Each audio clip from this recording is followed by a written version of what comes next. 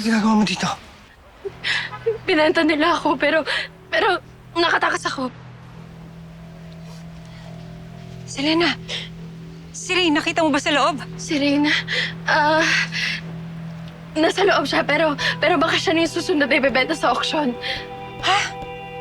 Auction! Kailangan ko siya puntahan sa loob. Ma'am Bobby, huwag kayong papasok.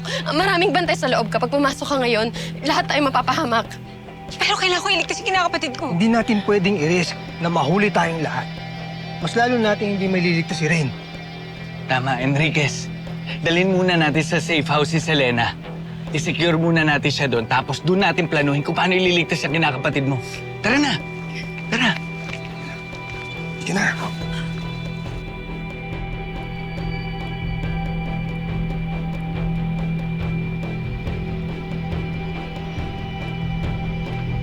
Marcos, Selena escaped. What? The buyer wants his money back. Hindi siya dapat makabalik ng Pilipinas.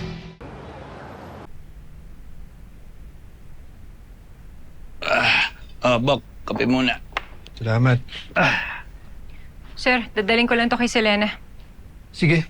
Subukan mo na rin siyang tanungan tungkol doon kay Marcos. Sige po. Bok, ano? Tawagan mo na si Chick.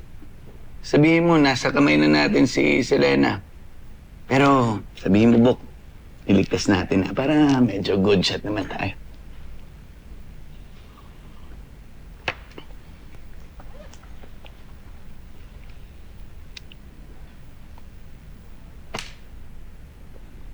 Oh, Bok. Ba't parang ayaw mo tawagan si Chip?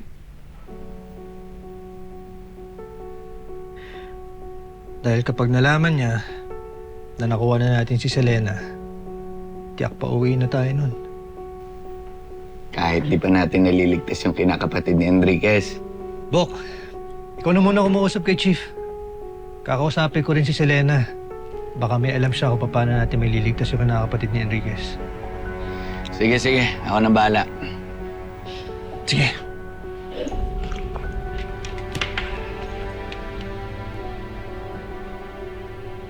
Kapit talaga ni Conde Enriquez yun. Sipin mo yun. Binitbit na si Selena sa ibang bansa. Pero naligtas pa rin nila. At di lang yun, ha. Di pa rin sila tumigil sa pag-rescue ng ibang mga babae. Alam mo, Dison, masyado kang bilib sa kanila, no? Hindi mo ba narinig yung kwento ni Chief? Nakatakas si Selena mag-isa. Nagkataon lang na nandun na sila nung lumabas si Selena. Eh, yun ba yung definition mo na nagkataon lang? Sa tingin mo, hindi mapupuntahan ni Conde yung punto na yun kung hindi niya trinabaho yung mga leads niya. Partida. Sa ibang bansa pa to, ha. Eh, nakaka-inspire lang naman. Alam mo yun, yung tipong gusto mo lalong pag-igihan yung trabaho mo. Sir! Sir! Teka. Ano problema? Hingi po sana kami ng tulong, sir eh. Oh, huwag niyo sabihin na nakawan na naman kayo ng bra. Baka iba naman ngayon, ha? Baka panty naman, ha? Hoy, tumingin nga kayo dalawa dyan. Ano bang nangyari?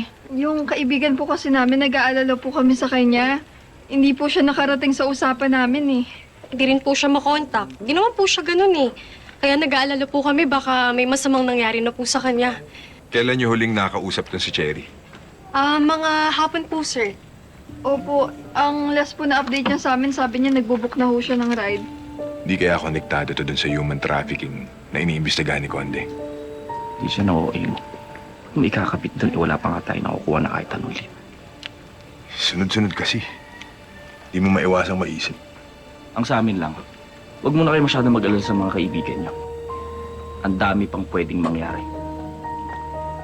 Baka naman gusto lang kayo injury ng kaibigan niyo. Nako sir, hindi po ganun yung kaibigan namin. Huwag kayong mag-alala, tutulungan namin kayo.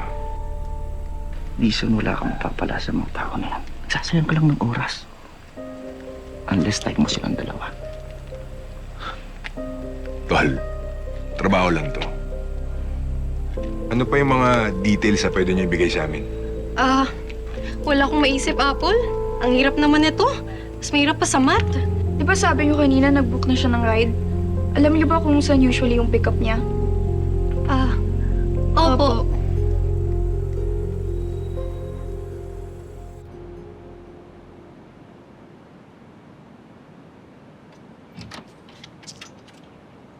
Enriquez, kausap lang ni Garcia si Chief. Selena, alam mo ba kung nasan si Rain? Di ba nabanggit mo dun sa text na magkasama kayong dalawa?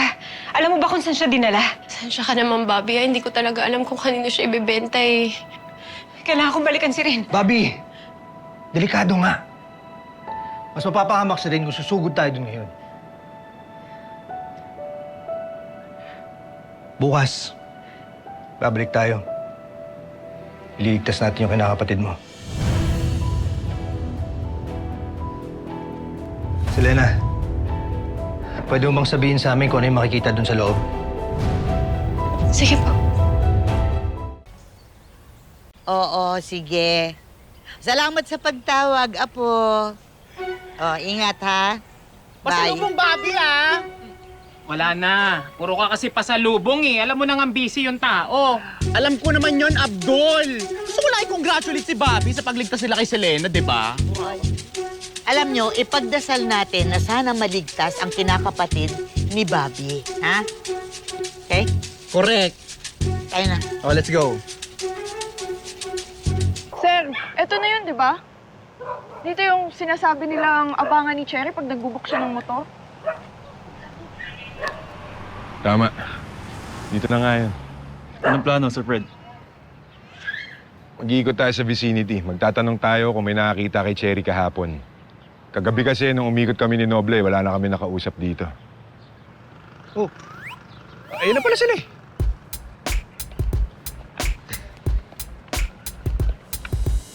Anong ginagawa niyo dito? Di ba pinasamahan ko kayo kay Noble sa station para mag-file ng police report? Sir, tapos na po kami sa police report. Gusto po namin sumama sa paghahanap sa friendly namin. Sino nagsabi na pwede kayo sumama? Sila po. Seryoso ba kayong dalawa? Hindi tayo pwede magsama ng sibilyan pag nag-iimbestiga tayo. Eh, sir, sila naman nagpresenta eh. Huwag niyo na po sila pagalitan, Sir Fred.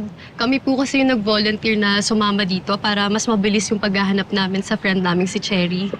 At isa pa, sir, naniniwala po kami na mas mapapabilis yung paghahanap nyo kapag kasama kami. Kasi kilala namin siya.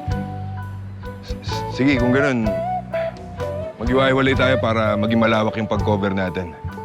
Dito tayo magre-regroup.